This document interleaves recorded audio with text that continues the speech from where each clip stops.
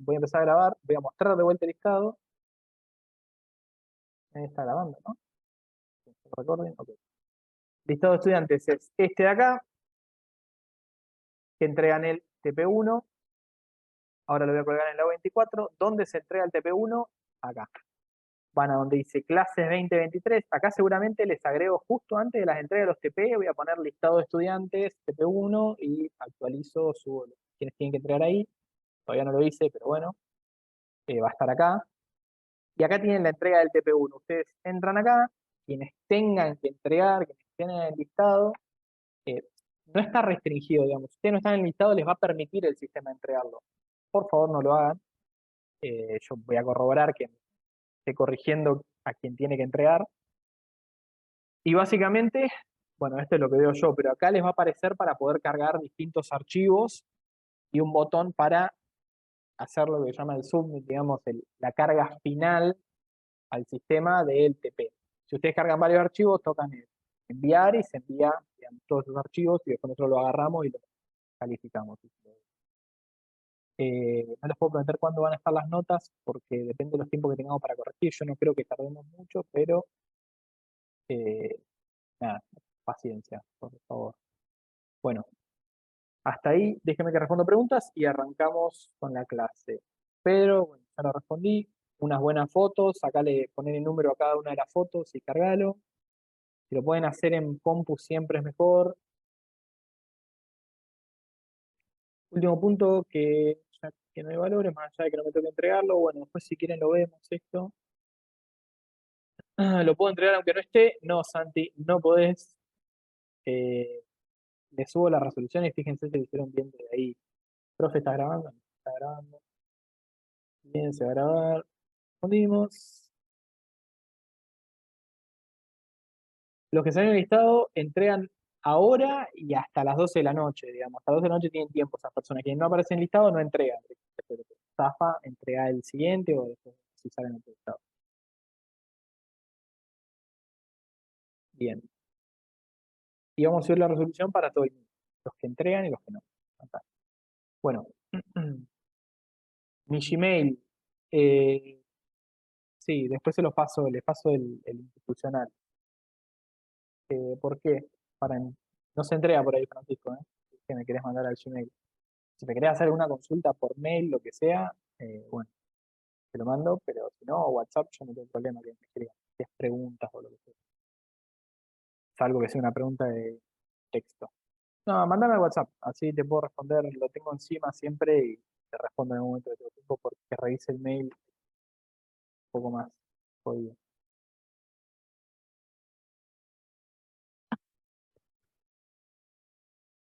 Bueno, salimos de tema TP, vamos al tema clase de hoy.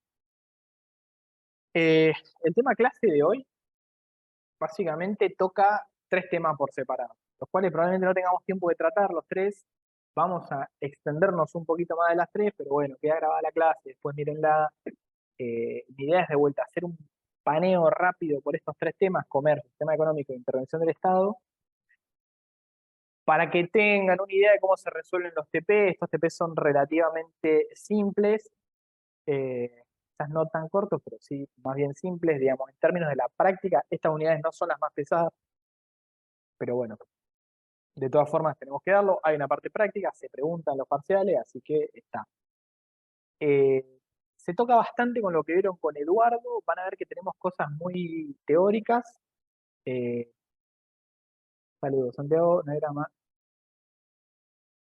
más, Alexis. Si no hiciste el TP, mentime y no digas nada. Pero bueno. Entonces, si no lo hicieron, ¿pasaron?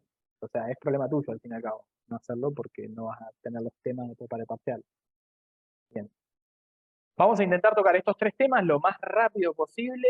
Va a ser medio un sprint eh, desquiciado, pero porque como son varias cosas, no están tan conectadas entre sí. Algunas cosas sí, sistema económico con intervención de Estado está más conectado. Comercio es como que en realidad se conecta con frontera de posibilidad de producción. eh, pero bueno, de todas formas tenemos que dar estas tres cosas porque hay un TP. Lo que sea que nos lleguemos a dar, como siempre, se sube un video aparte, etc.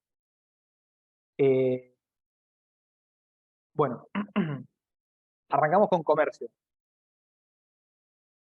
Comercio, van a ver que se toca mucho con frontera de posibilidad de producción. Y el objetivo que tenemos en esta parte de la unidad de comercio es que entiendan 4 cuestiones.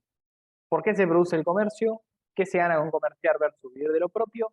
¿Qué son las ventajas absolutas y qué son las ventajas comparativas? Con que les quede la noción de eso, yo ya me quedo tranquilo, ustedes quedan tranquilos, por mi parte lo van a andar mejor. Pero bueno, fíjense que no son tantas cosas que hay que, digamos, saber responder al fin y al cabo. Bien, ¿por qué se produce el comercio entre dos economías? O si queremos ir a un caso más pequeño, entre dos unidades productivas. Unidades productivas pueden ser una persona en su casa produciendo algo. Eso puede ser entendido como unidad productiva.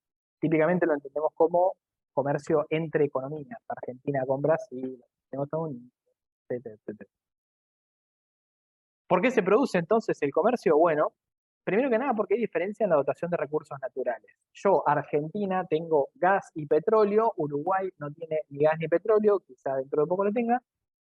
Yo tengo algo que Uruguay quiere porque tiene autos, bueno, entonces yo puedo venderle a Uruguay esto que tengo y Uruguay consume o quiere consumir esto que yo tengo. Bueno, ahí hay una justificación del consumo. A su vez, Uruguay puede llegar a tener algo que a mí me interesa. Ejemplo, estoy pensando en un bien, porque uno podría decir las playas, cuando querés consumir playas de Uruguay. Bueno, no. Quedémonos con, qué sé yo, carne uruguaya o yerba, cualquier cosa. Bueno, Uruguay tiene yerba, carne, lo que sea, nos lo vende a nosotros le vendemos nafta, tenemos diferentes dotaciones de recursos naturales, comerciamos para ambos poder tener consumo de esos dos bienes. Si no, yo consumiría nafta y no tendría yerba, y Uruguay tendría yerba y no tendría nafta, por ejemplo, ¿no? Ejemplo muy bien.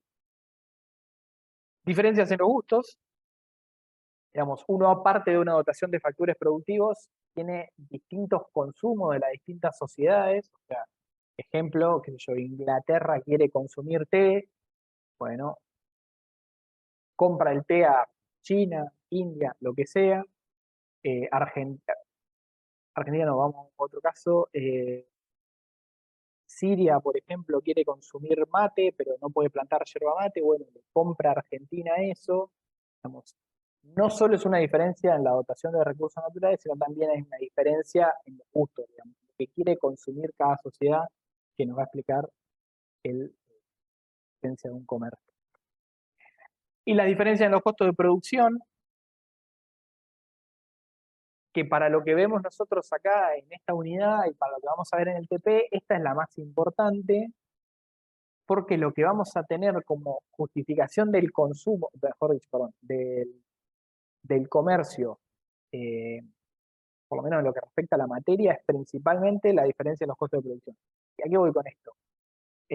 Para China es más barato fabricar eh, juguetes que para la Argentina, pero para la Argentina es más barato fabricar trigo, por ejemplo. Entonces, ¿qué hacemos? Bueno, le vendemos trigo a China y China nos vende juguetes, digamos. A pesar de que Argentina podría fabricar juguetes y China podría fabricar trigo, como para mí es más barato fabricar trigo que juguetes y para China es más barato fabricar juguetes que trigo, hay un intercambio.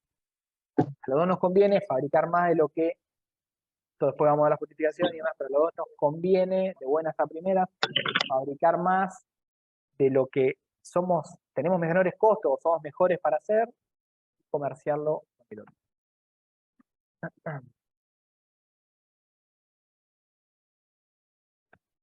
Y esa diferencia en costos es lo que en esta materia, o por lo menos que respecta al práctico, a la parte práctica, vamos a entender como el justificativo detrás de por qué hay un costo. Al fin y al cabo, esto que tienen acá, sobre todo esto de acá y esto de acá, llevan a diferencias en la FPP. O sea, al fin y al cabo lo que vamos a ver es dos FPP distintas que van a comerciar bien, que van a complementar de cierta manera. Ahora, no nos vamos a meter mucho en el tema gustos, simplemente nos vamos a meter en una cuestión más, o sea, nos va a quedar una pata medio floja en todo esto, que es básicamente el punto de consumo, digamos, lo que elige consumir cada unidad productiva que comercia entre sí, Eso ahora lo vamos a ver, pero es como la pata que va a quedar más floja. Esto está muriendo más que nada en términos productivos. Bueno, vamos a hacer un ejemplo práctico. Respondiendo a lo que dice Tomás, no, las unidades productivas no siempre van a ser los países. Fíjate de entrada, acá ya te estoy diciendo, olvídate de los países, tenemos una persona que hace ganadería y una persona que hace agricultura. Ganadero, eh, ¿podés entender esto como países? Sí, tranquilamente. O sea, podrías decir, bueno, Uruguay es el ganadero, Argentina es el agricultor, o al revés, es lo mismo, no importa, son unidades productivas separadas. Salín dice, capaz de producir juguetes, me cuesta más producirlos que comerciar con China.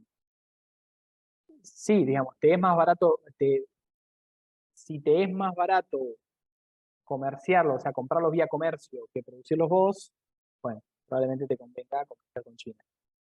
Eh, de vuelta, esto, que aquí quiero aclarar, eh, esto es en el marco del recorte de la realidad que hacemos para la materia. Detrás de esto hay 10 millones de cosas, estas, lo que vemos acá se discute inclusive, no siempre es mejor comerciar aquello que sos mejor haciendo, porque eso también implica que a futuro seguís siendo bueno haciendo eso solo y eso puede no ser beneficioso en tu país total, o sea, en la totalidad del país. Eh, ¿Y a qué voy con esto? Digamos, si una economía como la francesa, la inglesa, que en su momento tenía un campo muy productivo, si hubiera quedado solamente, digamos, una economía agrícola, no hubiera tenido revolución industrial, no hubiera sido una potencia industrial, no hubiera ganado niveles de vida. Bueno, esas cuestiones son las que le discuten a esta teoría que vemos acá. No me quiero meter más en tema, pero, digamos, en lo que vemos en la materia, esto lo tomamos como la realidad, fuera de la materia hay teorías que discuten esto. Si estudian economía lo van a ver, si no, capaz que algo viene en macro, no recuerdo, pero si no, probablemente no. Bueno, cuestión. Tenemos dos personas, un ganadero y un agricultor, que comercian bienes, carne, que producen bienes de carne y papas, recontra simplificado, y trabajan como máximo 40 horas semanales. Y tienen las siguientes productividades. Fíjense, el agricultor, vamos a cambiar de color porque no se va a ver. El agricultor produce, fíjense, el nombre de las columnas es importante, kilogramos por hora de producción. O sea que el agricultor en una hora de producir carne produce un veinteavo de kilo. ¿Cuánto es un veinteavo de kilo? 50 gramos. O produce en una hora haciendo papas un décimo de kilogramo de papas, o sea, 100 gramos. Entonces el agricultor produce o 50 gramos de carne o 100 gramos de papas. El ganadero, en esa misma hora de producción, o de trabajo, mejor dicho, produce un kilo de carne o un octavo de kilogramo de papas. Sería 120 gramos. Fíjense que si yo les pregunto, bueno, ¿quién es más productivo? Bueno, en la misma hora, el ganadero es más productivo porque en esa misma hora produce mayores cantidades de carne, o sea que en carne el ganadero es más productivo, y en papas, ¿quién es más productivo? Y lo mismo, si es uno el ganadero. En esa misma hora produce más carne, más papas o carne. Fíjense que si vamos, o esto se expresa mejor, quizás si vamos a cuánto pueden producir si le dedican 40 horas a producir un mismo bien. Bueno, el agricultor en 40 horas va a producir 2 kilogramos de carne. O sea, en una semana produce 2 kilos de carne o produce 4 kilos de papa. Mientras que el ganadero va a producir 40 kilogramos de carne o 5 kilogramos de papa. Acá se ve quizás más claramente cómo el ganadero es más productivo en líneas generales, porque en esas 40 horas produce muchísima más carne y un poco más de papas. En estas 40 horas, en esta semana entera de laburo dedicada a producir carne o papas. Ahora, y acabamos con la... en un cachito vamos con una de las primeras preguntas. Bueno, con esas producciones, ¿nosotros qué podemos hacer? Bueno, graficamos la frontera de posibilidad de producción del ganadero y del agricultor.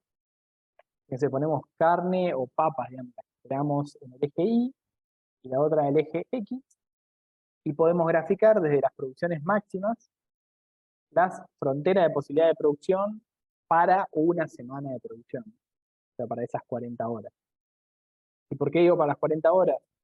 Pues las 40 horas serían mi L, digamos, mi factor productivo trabajo que está detrás de la FPP y que me determina dónde se va a situar. Este es el único factor productivo que estamos considerando, el resto no los vamos a mirar. Si yo dijera, tengo en vez de 40 horas, tengo 50 horas, bueno, esta FPP estaría un poquito más afuera, ¿no? Porque tendría más factor productivo de trabajo.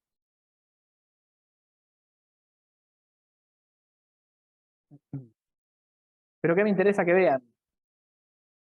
Los puntos máximos de producción de papas y de carne para las dos unidades productivas, para las dos economías, para los dos tipos de personas, y que piensen qué pasaría si yo voy y grafico esto dentro de un mismo gráfico de FP, o sea, mezclo los dos gráficos y hago uno solo con las dos líneas. Bueno, tendríamos una cuestión como la que tienen acá. Una FPP del ganadero que está siempre por encima de la frontera de posibilidad de producción del agricultor. ¿Y qué significa esto? Algo que ya vimos, que es que el ganadero es siempre más productivo que el agricultor, en ambos bienes. ¿Y cómo lo veo? Porque, o cómo lo veo gráficamente, mejor dicho, porque su FPP está por encima siempre de la FPP del agricultor. Está por acá abajo. ¿Y qué significa esto? Que el FPP siempre esté por encima, que el ganadero siempre sea más productivo que el agricultor. Bueno, significa que hay ventaja absoluta del ganadero en la producción de ambos bienes. ¿Y a qué me refiero con ventaja absoluta? Que es más productivo y punto. Las mismas horas de trabajo es más productivo para hacer cierto bien. En este caso, para los dos bienes. ¿Se entiende hasta ahí? ¿Me siguen? Bien. Bien, gracias. Eh, es más productivo, tiene ventaja absoluta. Primera cosa que tienen que saber, cuando alguien tiene ventaja absoluta por sobre otra persona, por sobre otra economía, por sobre otra unidad productiva. Ahora, ustedes podrían pensar de entrada, y tendría un poco de sentido, que, bueno, si el ganadero siempre tiene ventaja absoluta por el agricultor, ¿por qué le va a convenir comerciar si siempre es más productivo? Si, digamos, no hay una ventaja en términos de costo de producción por parte del agricultor, de buenas a primeras, por lo que podemos ver a simple vista. Entonces, ¿le va a convenir comerciar, sí o no? Bueno, les adelanto la respuesta porque no tenemos tiempo. Sí, le va a convenir comerciar y ahora vamos a ver por qué.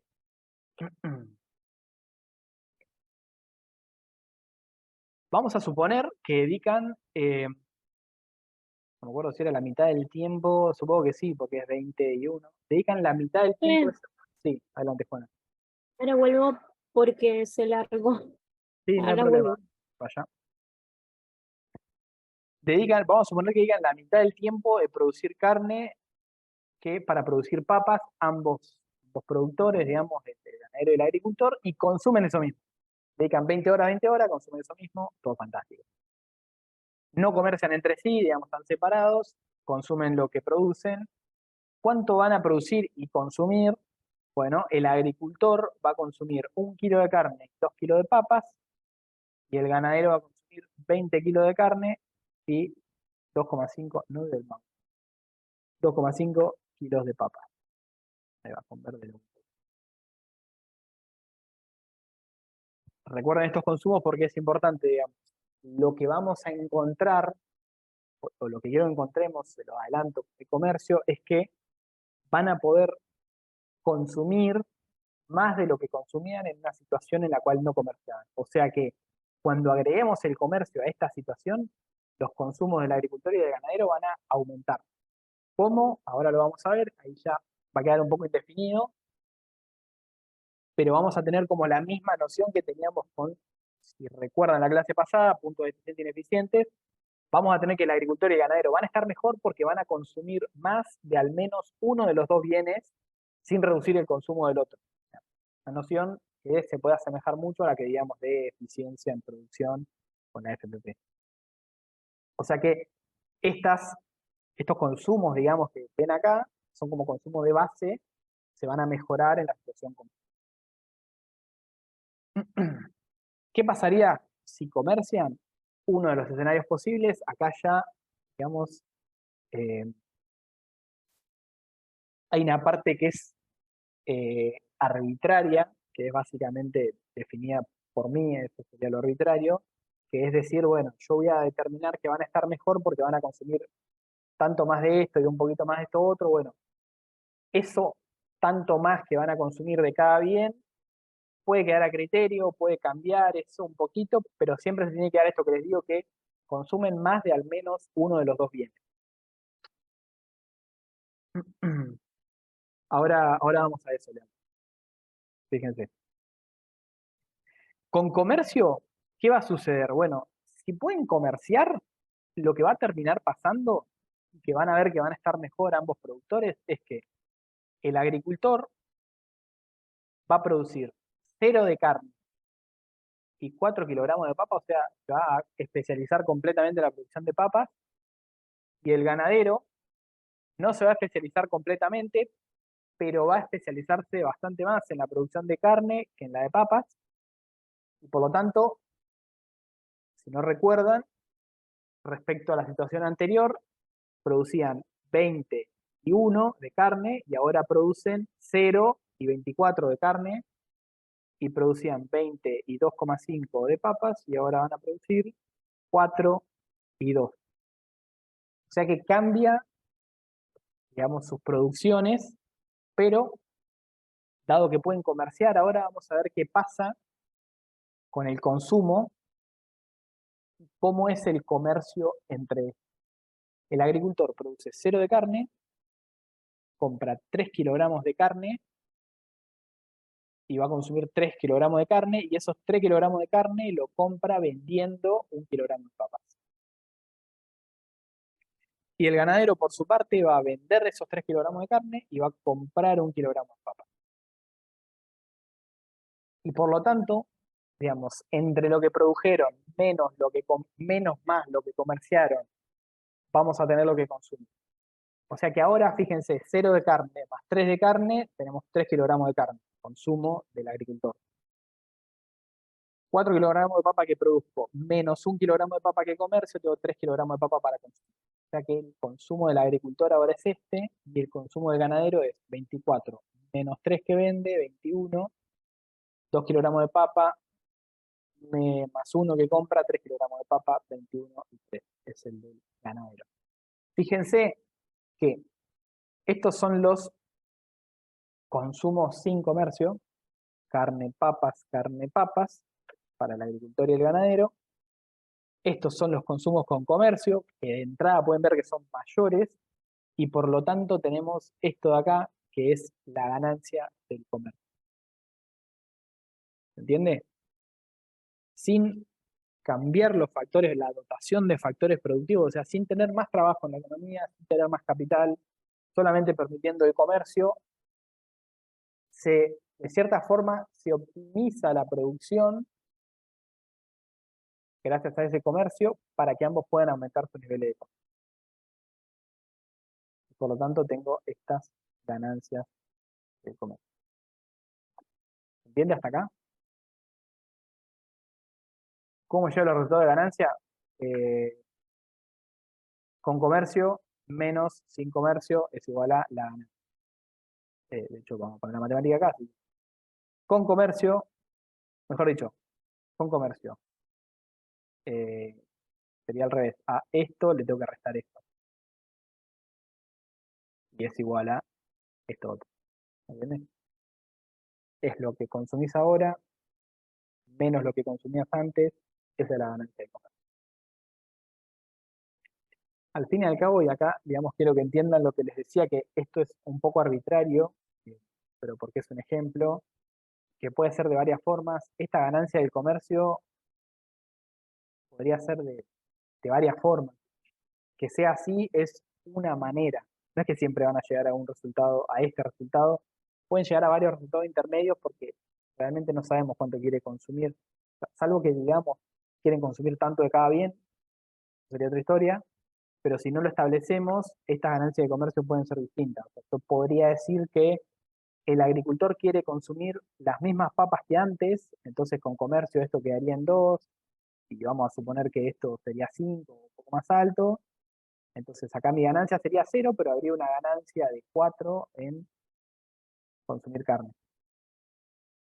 Y para el ganadero podría ser la inversa, digamos. El ganadero consumiría lo mismo de carne, pero quisiera consumir más papas, y esto sería 4, por ejemplo, 5, 6, o sea. Entonces acá la ganancia en comercio sería 0 y esto sería un poco más alto. ¿Entiendes? O sea, al fin y al cabo, lo que quiero que vean acá es que van a consumir más de al menos uno de los dos bienes. Si consumen más de los dos, bueno, bien, también es más fácil verlo, pero con que consuman más de uno de los dos bienes ya es suficiente para decir hay una ganancia con eso. ¿Se entiende hasta ahí?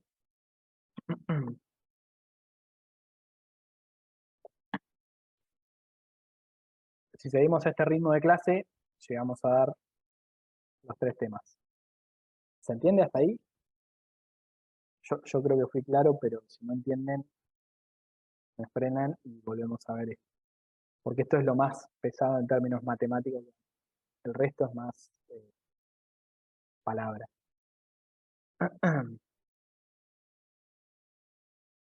Bueno, bien. 3 van entendiendo, 3 de 30, un 10%, está bastante bien. Nada, seguimos. Si no hay preguntas tampoco, avanzamos. Sí, este es el primer tema de 3. Falta todavía tema económico que lo voy a pasar muy por arriba. Y vamos a ir a intervención del Estado, que ahí me quiero detener un poquito más. Tema económico vamos a estar literalmente 10-5 minutos. Vamos a ver que el comercio, al fin y al cabo, se va a estar produciendo porque existe algo llamado ventaja comparativa. Lo que vimos al principio fue ventaja absoluta, quién es más productivo y punto. Ahora lo que vamos a ver es quién es comparativamente más productivo. ¿Qué tal? Ah, listo, me mudo, sí, no era más. Un segundito, hacemos una breve parada técnica de 5 minutos y ya volvemos.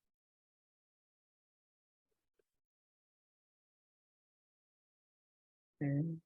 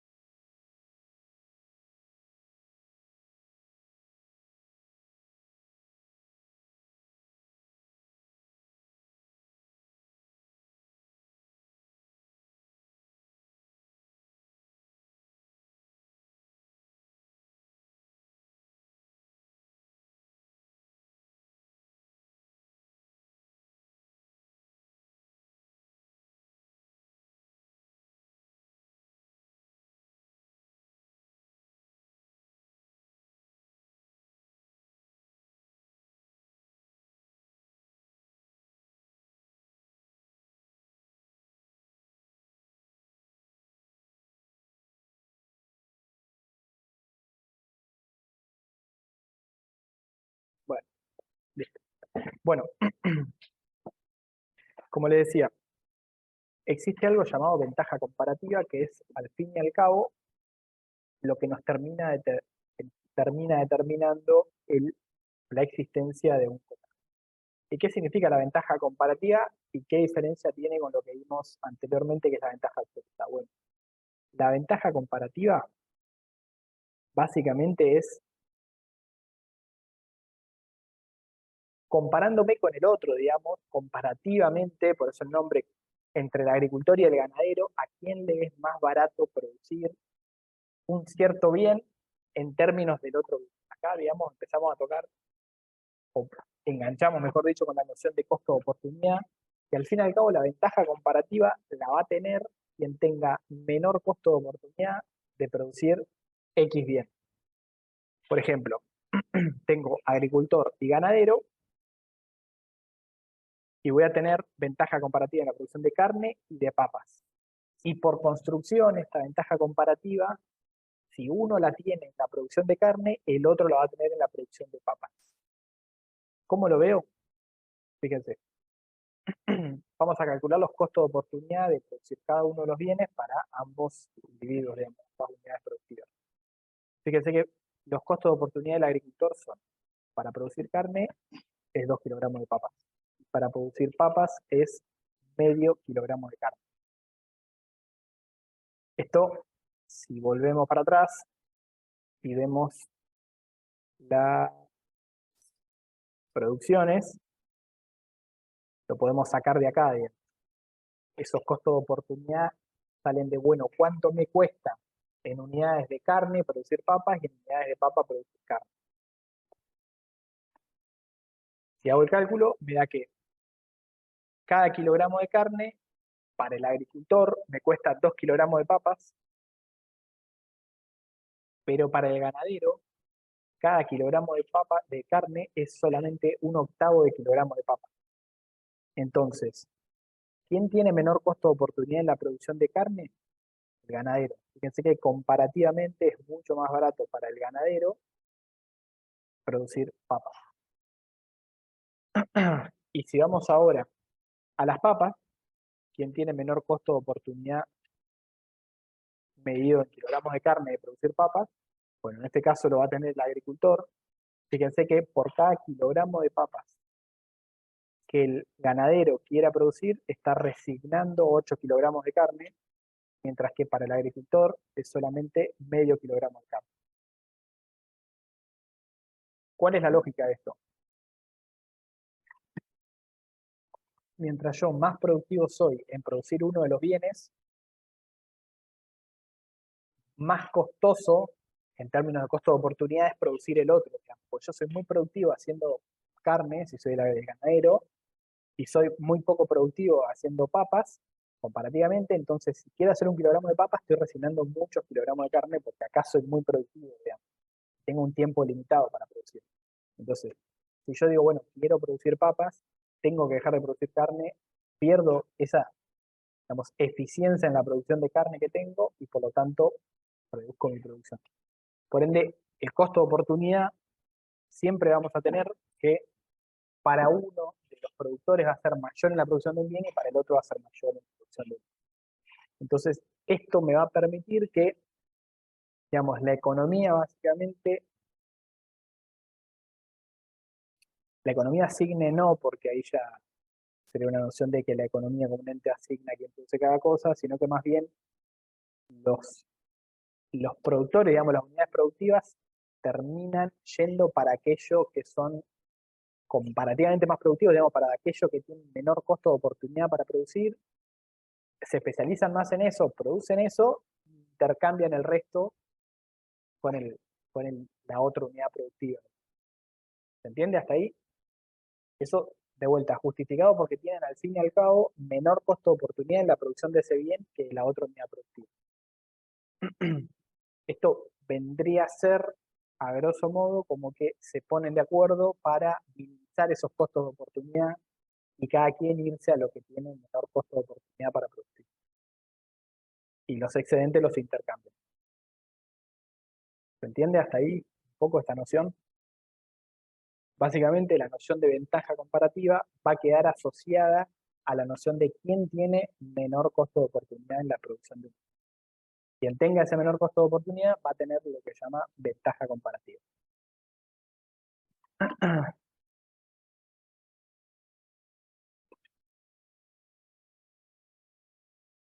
Entonces, a pesar de que China, un país que es gigante, sea más productivo a la hora de producir soja y a la hora de producir celulares,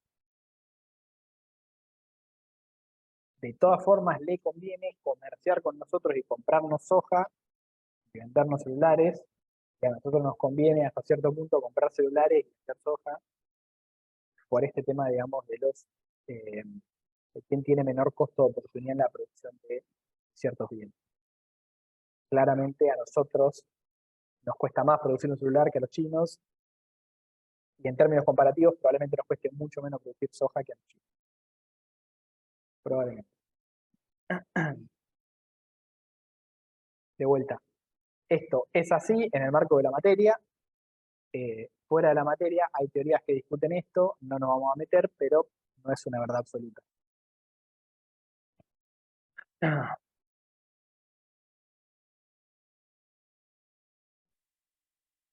Sin ir más lejos, China era un país que no producía celulares y hoy en día sí.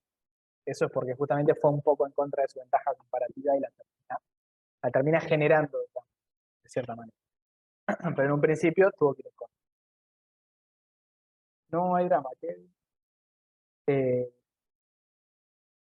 no hay drama, vayan y después ya la clase.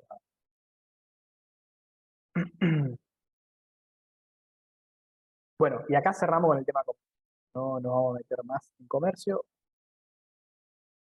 Cerramos, moñito, ahí queda. Si tienen preguntas, lo vemos ahora.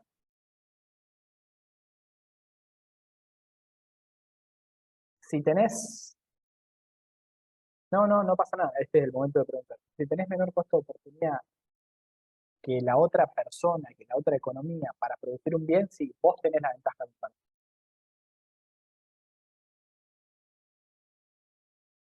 Exactamente. Ahí se justifica, digamos, perdón, esa es la definición de ventaja comparativa, el tener menor costo de oportunidad en la producción de un bien que la otra economía.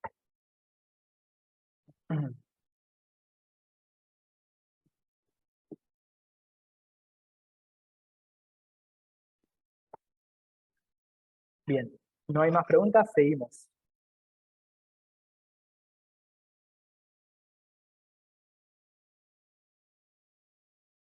Bien. Vamos a sistemas económicos. Perdón el suspiro, pero esto va a ser muy rápido. Les voy a explicar a grosso modo eh, qué quiero que les quede acá. Después, si quedan dudas, los remito a alguna clase ya grabada del tema, pero esto se puede responder muy bien con lo que da Eduardo de sistemas económicos. Quizás mejor con la clase que les voy a dar ahora, que va a ser rápido. Pero básicamente lo que me interesa que sepan de sistemas económicos es, primero, la noción de qué es un sistema económico. Es básicamente un ordenamiento de la economía, de los, digamos, de las ideas, procesos, tecnología y demás, puesta a eh, resolver los problemas económicos de una cierta manera.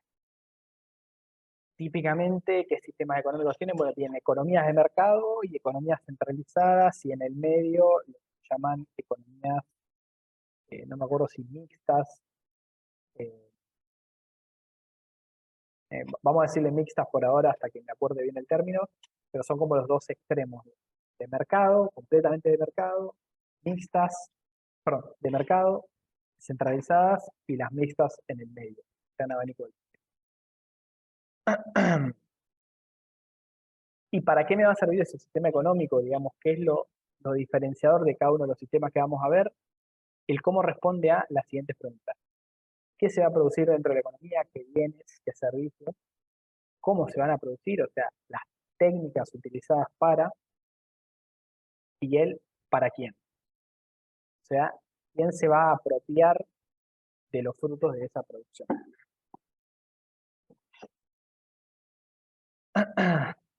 Economía de mercado centralizada y mixta. Correspondía. Y lo que vamos a ver es que cada una de estas economías responde distinto a estos qué, cómo y para quién. La economía de mercado, bueno, tiene ciertas características, digamos, es quizás más similar eh,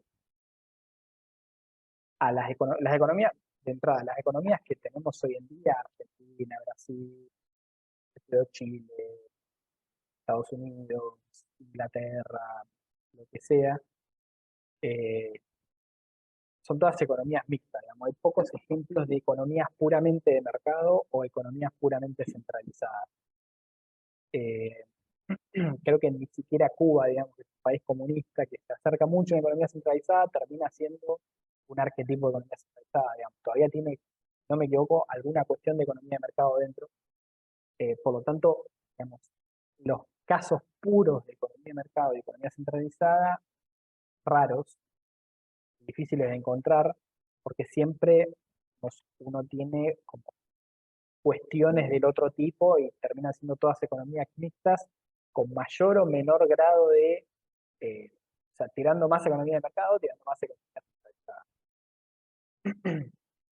Respecto a las economías de mercado, ¿qué características hay?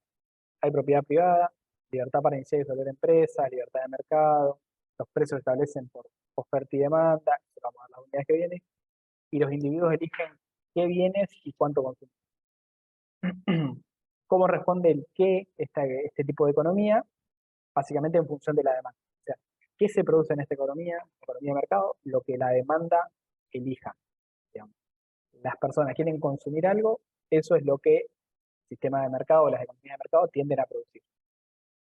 ¿Cómo lo producen? Bueno, en las economías de mercado existe competencia entre las empresas, entonces lo que se buscan son siempre las técnicas más eficientes de producción, que son las que tienen menores costos y que permiten ganar esta competencia entre empresas, quedarse con mayor parte del mercado y el resto de las empresas quiebran o tienen menores participaciones de mercado. Por lo tanto, el cómo se produce se define por las técnicas más eficientes. ¿Y para quién se produce? Para quien lo puedan pagar. Digamos, para que le demanden eso y tengan los recursos para adquirirlo. Acá básicamente lo que se está diciendo es el Estado no interviene, el Estado, podríamos decir que no existe, pero sería mentira, digamos, simplemente no interviene en la economía. Existe, pero hace otras cosas. No se mete en las cuestiones económicas y en el ordenamiento de la economía.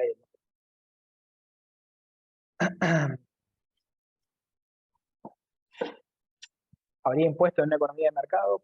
Probablemente sí, pero serían para financiar la estructura estatal que manejaría, qué sé yo, la justicia y cosas así que no se dejan. Quizás en una economía totalmente de mercado yendo al extremo, no habría Estado para nada, sería todo por mecanismo de mercado, pero si nos vamos a un caso un poquito más real, el Estado no se metería en la economía, sí se metería en temas de justicia, defensa nacional, etc.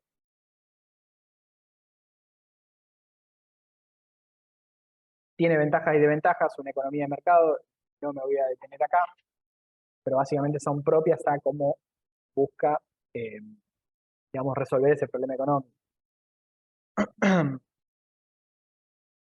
No era más vaya. Entre las desventajas que podemos ver en las economías actuales, la escasez de bienes no rentables, digamos. Esto me interesa marcarlo, digamos, una economía de mercado no produce bienes que no sean tan rentables y sí produce bienes que son muy rentables, por ende, no puede decir, che, se produce mucho, no sé, oro que solamente tiene valor de comercio, no tiene una utilidad para la gente y no se produce tanto, qué sé yo, alimentos, por ejemplo. Por decir un caso muy boludo de cómo se puede ver esto de escasez de bienes no rentables. En contraposición a esto tenemos la economía centralizada, que es básicamente una economía en la cual el mercado no existe como tal, sino que es el Estado el que se encarga de definir qué, cómo y para quién se produce. Acá la respuesta es muy simple. ¿Qué se produce? Lo que define, digamos, lo que define el centralizador, básicamente el Estado, cómo se defina de forma centralizada y para quién, de vuelta, cómo se define de forma centralizada. Escasez de, perdón, vuelvo a la pregunta de Juan. Escasez de bienes no rentables sería que pueden escasear aquellos bienes que no eh, son tan demandados o que su demanda eh, no tiende a elevar el precio a un punto tal en el que, a ver, ¿cómo decirlo? Eh, Bueno, después lo vamos a ver con los bienes públicos, que es un caso muy particular, pero es básicamente bienes en los cuales se puede querer consumir una cantidad que no es rentable proveer. Entonces se provee una cantidad menor del bien. Por ende, esta diferencia entre lo que se quisiera consumir de ese bien, pero por ciertas particularidades del bien, se provee una cantidad menor. Y ahí tenés la diferencia de una escasez. Ahora lo vamos a ver, típicamente esto pasa con los bienes públicos. Quizás el ejemplo que dimos fue en esto. Hay una cuestión de que se puede comerciar, no importa. Pero con los bienes públicos termina pasando eso. Se proveen cantidades relativamente bajas para lo que se desea consumir, digamos, y este producto de las características de los bienes públicos. Que después la vamos a ver en la tercera parte de esta clase.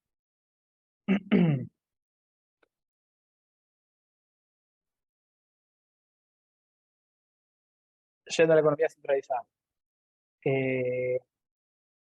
Típicamente conocidas, o las conocerán como un comunismo, un socialismo, etc. De vuelta, el Estado define qué, cómo y para quién. No existe la propiedad privada o está fuertemente limitado, o sea, está metido dentro de la economía, definiendo a dónde se van a asignar los recursos y demás. Se define previamente la actividad económica y la distribución de los recursos, que quizás esto es lo más importante, queda a cargo del Estado. O sea, ya no existe el mercado eh, como el ente que asigna la distribución de los recursos de la economía, sino que es el centralizador, el que asigna, tipo, para vos tanto, para vos tanto, para vos tanto, etc. O sea que la respuesta a las tres preguntas es muy simple, es define el Estado, define el Estado, define el Estado. O define el centralizador. Si me ponen Estado no estaría mal.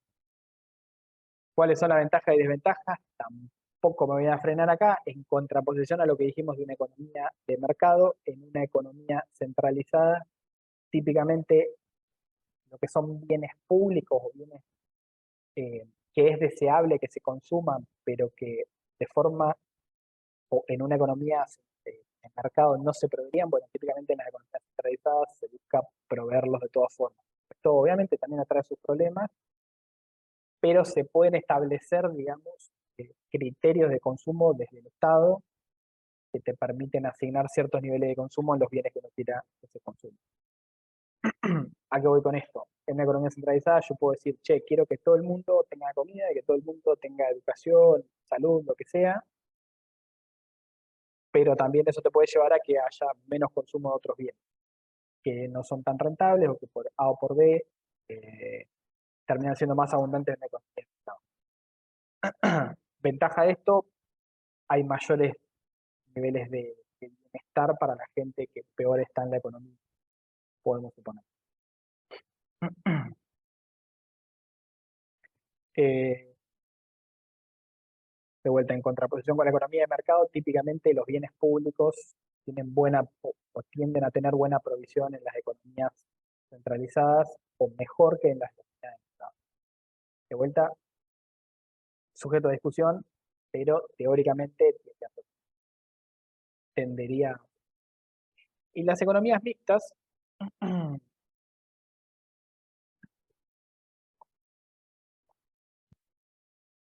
la respuesta a esas tres preguntas es un poco más compleja, porque acá lo que tenemos básicamente es una economía de mercado que incorpora aspectos de las economías mixtas, de las economías centralizadas, y que busca solucionar ciertos problemas que tienen las economías de mercado. Entre ellos, esto que les mencionaba de los bienes públicos, las economías mixtas buscan, digamos, entre los problemas que buscan resolver es proveer mejor esos bienes públicos que se subconsumen en las economías de mercado. Ejemplo de esto, yo tengo una economía de mercado como, qué sé yo, bueno, vamos al caso argentino, tengo una economía de mercado como la Argentina, y lo que tengo es que, como es una economía mixta, el Estado acá está definiendo que todos tengan educación superior, inclusive gratuita, y salud también gratuita. Eso es un ejemplo de una economía mixta, digamos. En una economía de mercado tendrías menos niveles de salud o consumos de salud en el total de la población y de educación lo mismo, o deberías pagarlo. En una economía mixta dice, che, no, yo quiero que esto lo consuman todos, lo asigno, lo pago, veo después cómo, tengo mecanismos. Esto es, digamos, la esencia de la economía mixta. tomo una economía de mercado y soluciono ciertos problemas o le meto ciertos parámetros que yo quiero garantizar. Típicamente esos parámetros son establecidos, digamos, como se establecen en una economía centralizada.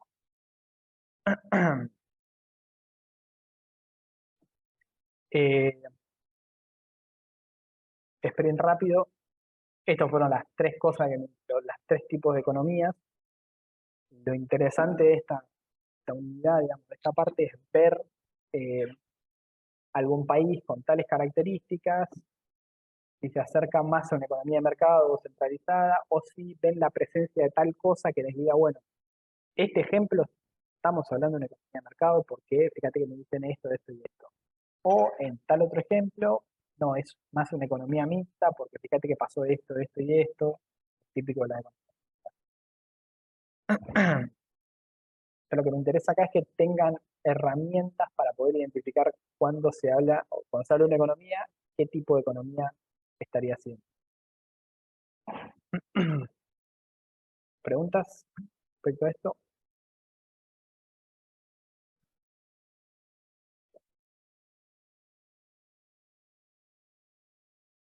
Nos quedaría el último tema, que es intervención del Estado, que es, epa, no, ok, un segundito, que vuelvo a presentar. Bien,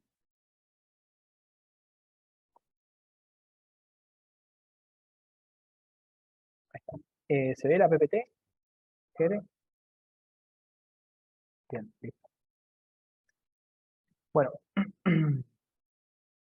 ¿qué país tendría una economía de mercado?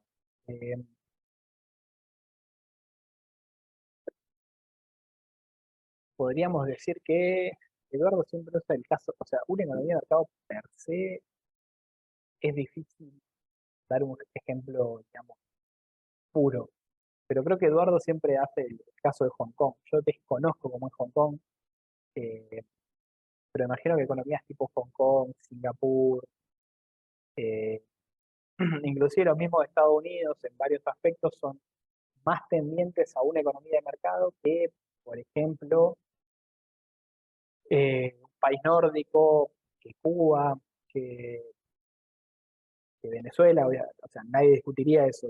Estas economías tienden más a una economía de mercado que vuelta, Venezuela, Cuba, o los países nórdicos, Canadá, tienden más a tener más instrumentos de una economía centralizada. Típicamente, poner los países nórdicos son economía de mercado con varios instrumentos centralizados, o sea, que terminan siendo economías mixtas, y son ejemplos un poco más felices, digamos, o sea, que yo ponerte de ejemplo Venezuela, que está en crisis hace bastante tiempo.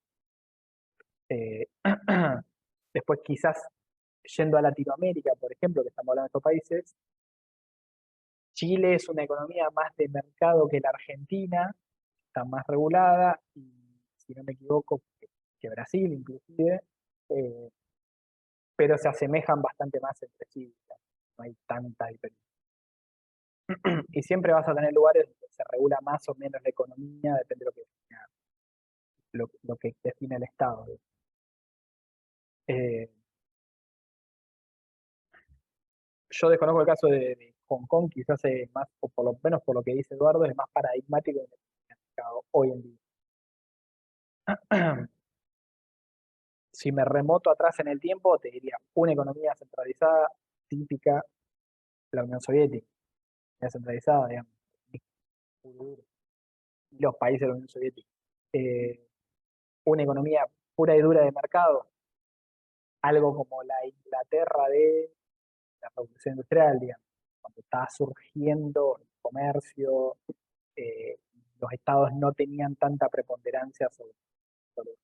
Ahí quizás tenés casos más puros de una economía de mercado, pero te tenés que remontar atrás en el tiempo porque, digamos, con el tiempo todas las economías fueron convergiendo a decirte, che, tenemos problemas que hay en las economías de mercado que son innegables, utilicemos estas herramientas de la economía centralizada y lleguemos a una forma mixta que sirve más a los objetivos de producción, desarrollo humano, bienestar, etc. Bueno, vamos con el último tema, que es intervención del Estado. Si yo estoy hablando de intervención del Estado, es intervención del Estado en la economía, básicamente está resumido el nombre. Esto, ¿de qué tipo de economía me va a estar hablando? Básicamente de una economía. Yo tengo un mercado, tengo un Estado y tengo una intervención del Estado en el mercado. Vamos a ver dentro de esta unidad el por qué, digamos, el Estado interviene con el mercado, qué es lo que busca hacer o qué problemas hay con el mercado, con la economía de mercado, frente a los cuales el Estado quiere intervenir.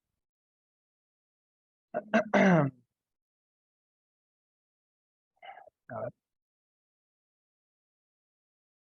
Y acá lo que nos vamos a encontrar es que tenemos básicamente en las economías de mercado, sistemas de mercado, fallas de ese mercado, o sea, lugares donde elementos o bienes o situaciones, mejor dicho, en las cuales la asignación de recursos por parte del mercado, mecanismos de mercado, no es eficiente y por lo tanto es eficiente y deseable que haya una intervención del Estado para solucionar esto. Típicamente, ¿cuáles son esas fallas de mercado? Por lo menos las que vamos a ver acá. Bienes públicos, que algo les conté ya, externalidades, competencia imperfecta, que ustedes conocerán como monopolios, información asimétrica, y etc. Hay otras fallas, nosotros nos vamos a quedar con estas, son las más comunes. Y básicamente lo que va a buscar el Estado con esa intervención es algún objetivo específico o regular dos típicos ciclos, digamos, que tienen las economías de mercado. Esto quizás no se los tendría que haber dicho cuando estábamos viendo la economía de mercado, pero típicamente las economías de mercado tienen tendencias cíclicas. ¿Sí? Ciclos de auge, recesión, eh, auge, crisis, recesión, estancamiento, auge de vuelta, etc.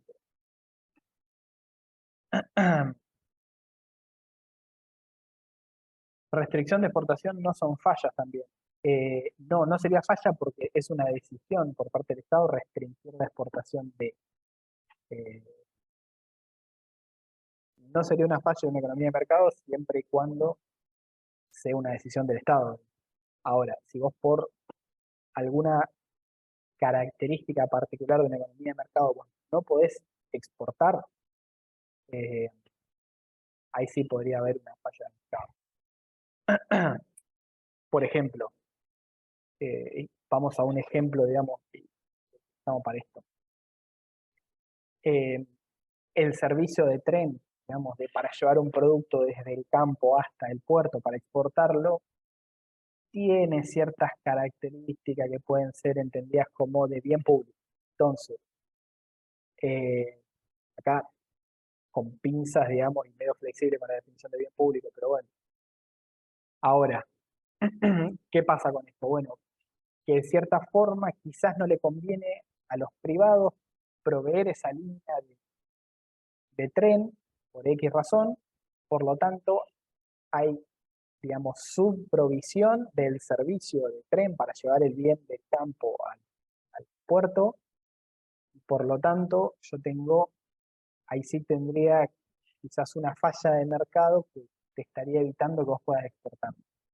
Pero eso sí, no hay una decisión estatal ahí detrás de decirte, che, no queremos que exporte por A o por B. Ahí sería simplemente, digamos, suponiendo que el Estado ahí no se mete, una decisión privada que los privados dicen, che, no me conviene poner la vía de tren, por lo tanto, vos no podés exportar. Típicamente ahí lo que pasaría es sube el precio del transporte y lo pagarían solo quienes puedan, entonces vos que quizás no tenés tan buen precio en tu producción porque sos ineficiente, no podés exportar. Eh, ¿Es una falla de mercado eso? Sí. Diría que no porque ahí un poco está funcionando el mercado. Pero bueno, te estoy intentando forzar como una comparación con esto que me está diciendo. En Argentina hoy en día no es una falla de mercado que no se pueda exportar o que se cueste mucho importar algo porque al fin y al cabo es una decisión del Estado. Entonces no es una falla. ¿Es una decisión del Estado tendiente a solucionar una falla del mercado? Puede ser. Ahí 10 millones de razones detrás de por qué no se puede exportar o importar dentro.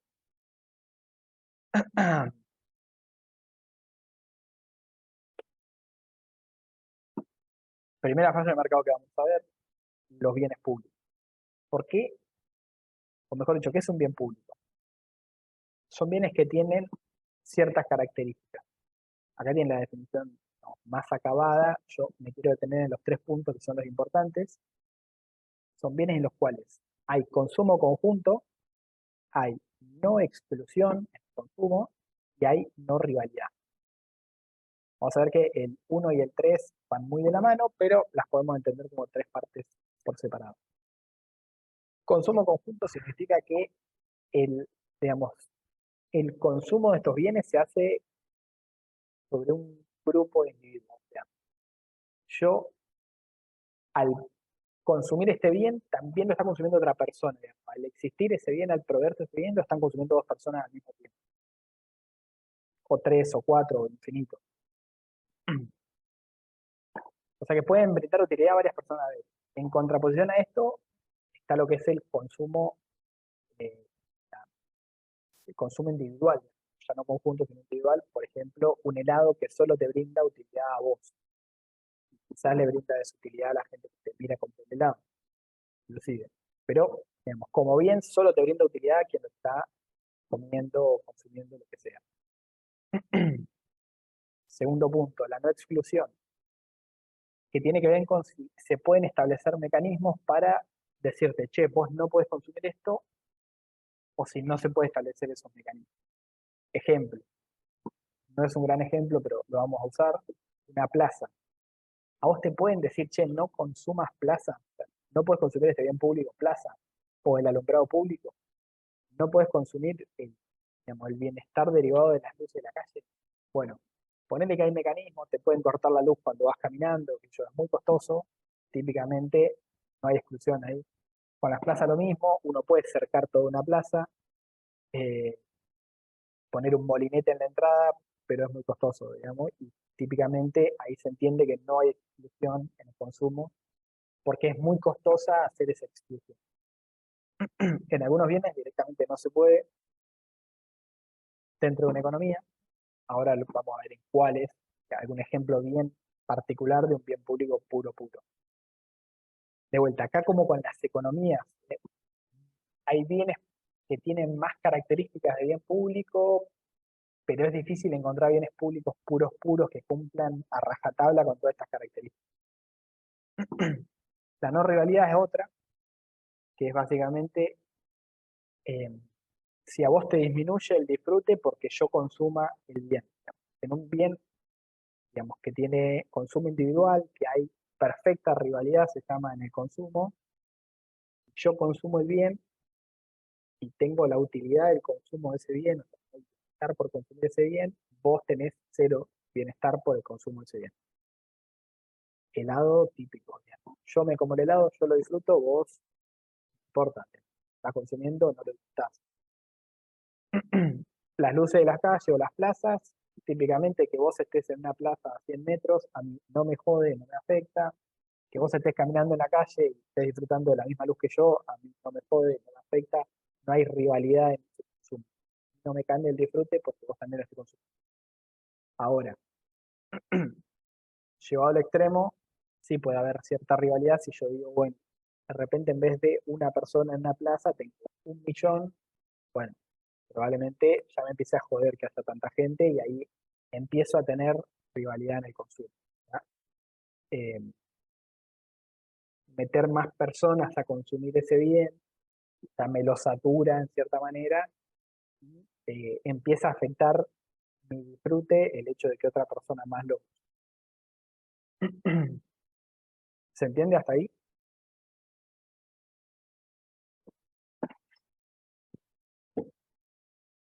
¿Qué pasa con esto?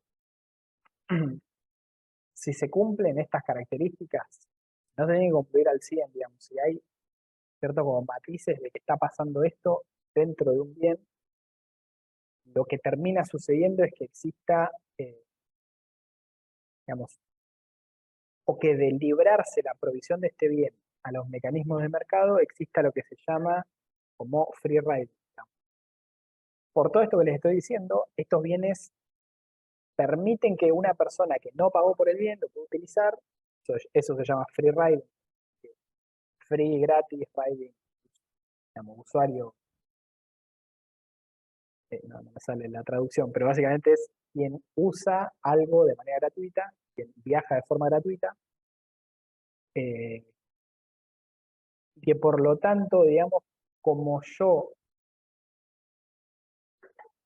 sé que lo puedo usar alguien sin pagarlo, no hay manera de que me excluyan del consumo y no tengo ninguna repercusión, yo tengo como una decisión racional o económicamente racional el no pagar por el bien, si total, digamos, lo voy a disfrutar igual y alguien lo va a pagar. Bueno, si todos los individuos, o pagar menos por ese bien, digamos, para mí las luces de la calle me valen 200 pesos al mes. Yo estaría totalmente dispuesto a pagar esa cantidad. Ahora, yo sé que si pago 100, la luz de la calle la voy a seguir disfrutando porque todo el resto va a seguir pagando. Bueno, entonces para mí es racional pagar menos, no pagar, ir consumiendo, y por lo tanto, si todos los individuos toman esa misma decisión, entre todos vamos a poner menos de lo que se necesita para proveer de forma óptima ese bien, para proveer lo que todos quisiéramos consumir de eso. ¿Se entiende? Este hecho, el hecho de que se pueda consumir eh, sin posibilidad de excluir a alguien y que mi consumo no afecte el del otro, genera esto mismo. Yo tome como decisión racional el no pagar por el bien y consumir de vuelta. Si todos hacemos esto, el bien se provee en mucha menor medida y por lo tanto es una decisión no óptima, digamos, porque todos quisiéramos consumir más, todos los valoramos más de lo que estamos pagando, pero bueno, digamos, por las características del bien, de forma privada, pasaría esto. ¿Qué hace el Estado frente a esto? Impuestos. O sea, el Estado dice, bueno, más o menos establezco que este es un nivel de consumo óptimo del bien público, y por ende no dejo que la gente elija cuánto pagar por esto, que digo, bueno, se los cobro a todos. Si no se los cobro, se los impongo, digamos, ahí el nombre de impuesto, entre otras cosas, no solo bien público.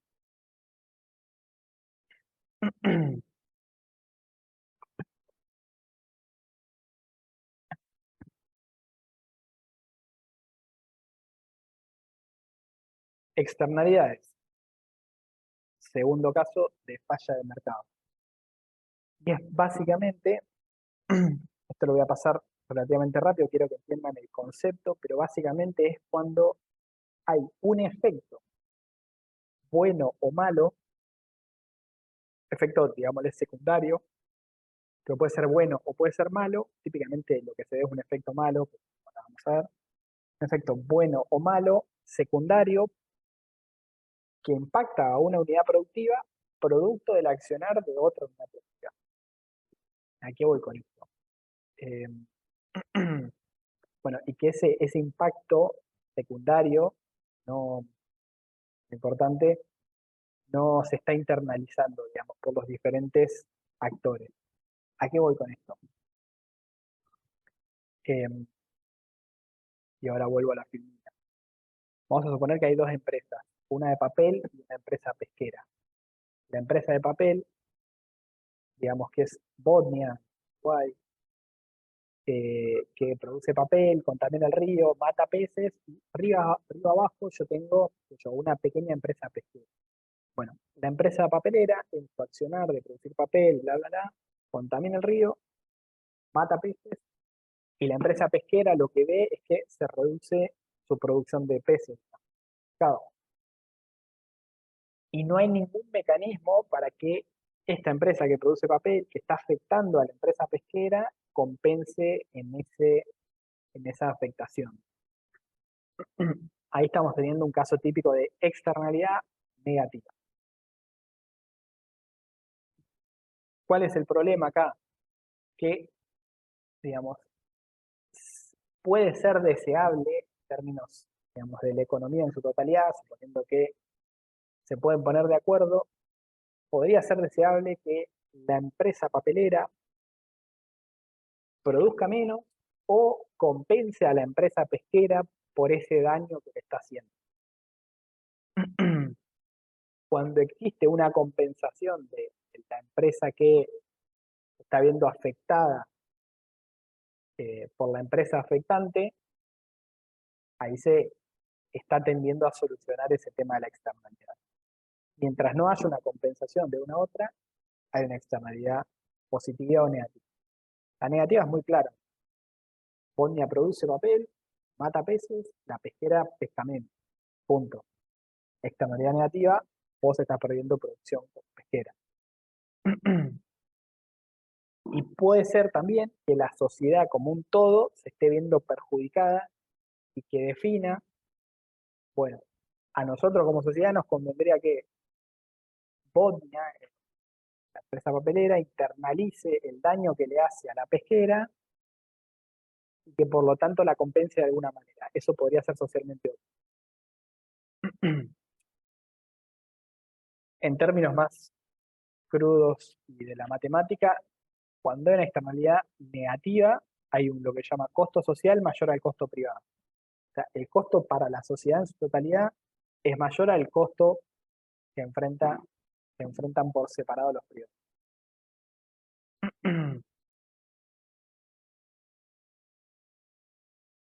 Y con la externalidad positiva es un caso inverso, digamos, en el cual hay un beneficio social mayor al beneficio privado de la empresa, digamos, que está generando esa externalidad. Ejemplo de esto, algún ejemplo medio raro. Déjame pensar. Bueno, eh, tenemos eh, tenemos dos ciudades pegadas. O bueno, sí, tenemos dos ciudades pegadas. Una ciudad tiene todos los servicios públicos gratis, que yo, educación, biblioteca, salud, bla, bla, bla. La otra no. ¿Dónde está la externalidad? Bueno, que por el hecho de tener a esta ciudad que tiene todo gratuito, la gente de esta ciudad se está viendo beneficiada porque puede acceder libremente a esos recursos gratuitos, sin compensar a la ciudad que tiene todo gratuito por el uso de esos recursos. Ahí tenemos un caso de externalidad positiva. La ciudad que está pegada, que tiene todo gratuito, está teniendo una externalidad positiva. Inclusive podría ser socialmente beneficioso que esta ciudad que se está beneficiando de eso compense en parte a la ciudad que tiene todo gratuito, eh, o compense por ese bienestar que está ganando producto de tener la ciudad que tiene todo gratuito. ¿Se entiende? Se está viendo beneficiada por algo que hace otra unidad productiva sin compensación por medio, hay una externalidad positiva. Educación acá en Argentina, podemos decir que sí. No me voy a meter en este tema porque es sensible y para mí está perfecto, digamos. El hecho de que Argentina tenga educación pública permite que la gente de los alrededores se vea beneficiada porque puede venir a estudiar acá y se lleva una educación gratuita de calidad eh, que quizás en su país no podría tenerla, caso típico. Eh,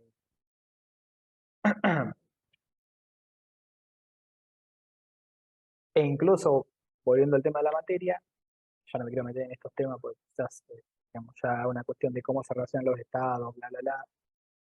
Eh, no, vamos a dejarlo acá, no importa. Pero sí, hay una externalidad positiva. Lo mismo, no, ahí está bien. Bien. Siguiente caso.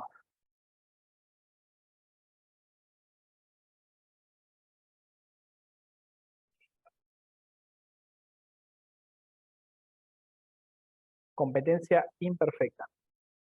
Eh, o también conocido como monopolio. Eh, ¿Qué pasa con la competencia perfecta, los monopolios o noción asociada a todo esto, lo que se llama el poder de mercado? Cuando existe competencia imperfecta, lo que está pasando es que está fallando, digamos, lo que es la competencia perfecta de los mercados, lo van a ver en unidades posteriores, pero que es básicamente la condición por la cual se llega a un óptimo en un sistema de mercado. ¿Qué pasa con esto? ¿O a qué quiero ir con esto? Cuando hay competencia imperfecta, quiere decir que no hay competencia perfecta, lógico, y que por lo tanto hay algún grado de monopolio o algún grado de poder de mercado que permite que una unidad productiva establezca un precio mayor a el precio que habría en competencia perfecta. Ejemplo de esto, el kiosco adentro de un aeropuerto. Ponele que podríamos decir, si no estuviera en medio del centro, el kiosco adentro de la facu o el kiosco enfrente de la facultad, que son unidades productivas que saben que tienen gente que les va a demandar solo a ellos por dónde están ubicados y que por lo tanto pueden poner un precio más alto del precio de perfecta competencia y de todas formas van a sacar una ventaja, digamos. Con la fotocopiadora de la facu podría pasar lo mismo, tranquilamente. Como saben que tienen todos los materiales de la facultad, tienen poder de mercado, o porque son la única fotocopiadora en varias cuadras a la redonda, ahora no, digamos, ¿no? Suponiendo que la facu queda en medio del campo, sería la única fotocopiadora que tienen, bueno, puede subir el precio sabiendo que, digamos, ustedes no tienen otro lugar a donde ir. Ahí tendría poder de mercado, y si lo usa, podría estar generando, digamos, un problema. ¿Qué hace? Eh,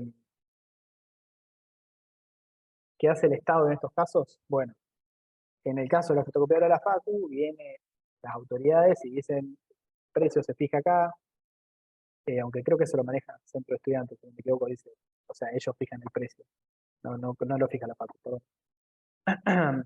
En el caso de la economía, si ahí viene el Estado y dice, tipo, che, vas a tener este precio. La marca Coca-Cola sí tiene algún tipo de monopolio porque es el único que tiene la receta. Sí, tiene algún tipo de poder de mercado. Es más difícil porque ahí entran otras cosas, digamos, el tema de patentes, recetas secretas, etc.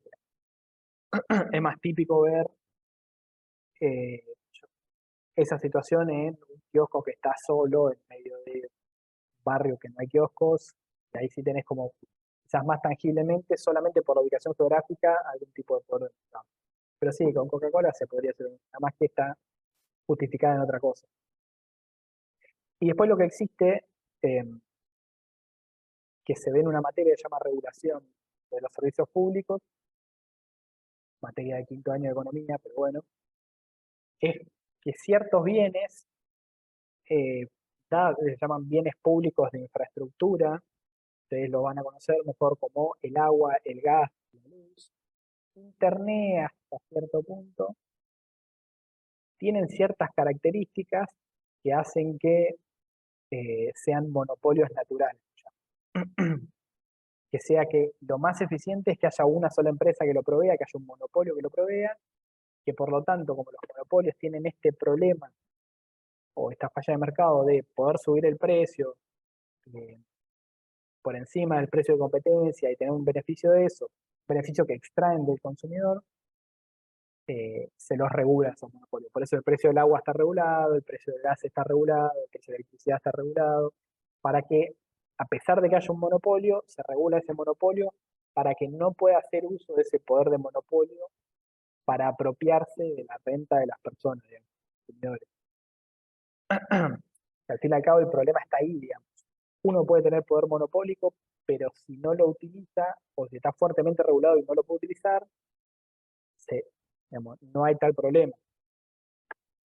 Eso es más fácil decirlo que hacerlo, después hay 70.000 problemas en regular un monopolio, pero bueno, típicamente sería mejor regular un monopolio a no regularlo, eh,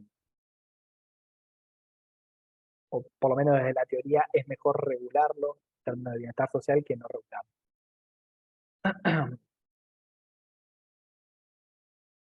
Y creo que hasta ahí llegamos, sí. Bien. Eh, Nada, fue larga la clase, disculpen, llevó hora y 20 en total, digamos, dando temas, los primeros 20 minutos fueron hablando de otras cosas prácticamente. Pero bueno, gracias por soportarlo y Si no hay preguntas, nos vemos la clase que viene. Yo ahora subo los 2 videos. Los voy a tener que compilar y subir, así que seguramente lo haga mañana a la noche o mañana. Nada, si no hay preguntas, gente, gracias por quedarse hasta lo último.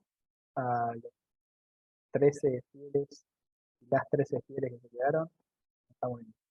No tienen que hacer TP de esta, sí, hay un TP de esta.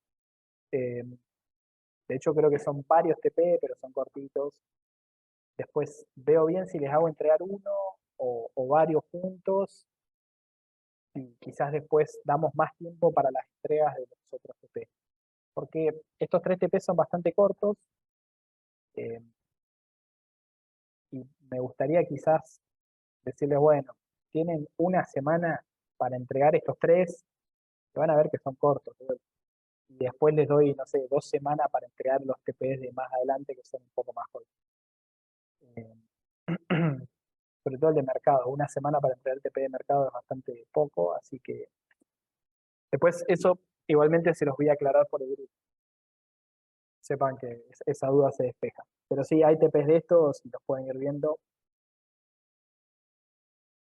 ¿Por dónde se entregan los TP? Y Yo vemos fue. al principio de la Hoy a clase. la tarde teníamos tutoría, no sé si era con usted o con otro. No, con Mariana. La teoría es con Mariana. Ah, bueno, gracias. Entonces, Pregúntale, lo digo. preguntar en el grupo, Juana, escribile, arrobalo, Mariano Bell se llama, y preguntale a qué hora es la tutoría. Igual él lo va a comunicar por el grupo. Che, a tal hora es, le mando el enlace, bla, bla, bla. Si están atentos al grupo, él lo va. Sí, dijo ayer 18:30 y hoy 18:30 virtual. Nada, bien. No había dicho eso. No sé cuál es la que es presencial, no sé si hoy es presencial o ayer fue presencial, pero hay una tutoría que para La Plata es presencial, pero también está la tutoría virtual que da para los centros que quieren asistir a esa, quizás. Grupo de WhatsApp, por ahí, a eso me refiero cuando hablo de grupo. Ahí voy a aclarar la situación de cómo se entregan estos últimos. Quizás podemos hacer en 2 semanas, les pido estos 3 TPs y pateamos para la semana siguiente. Bueno, suerte gente, buen fin de y nos vemos.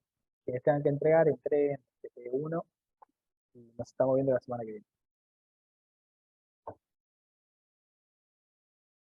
Adiós, Jere, gracias.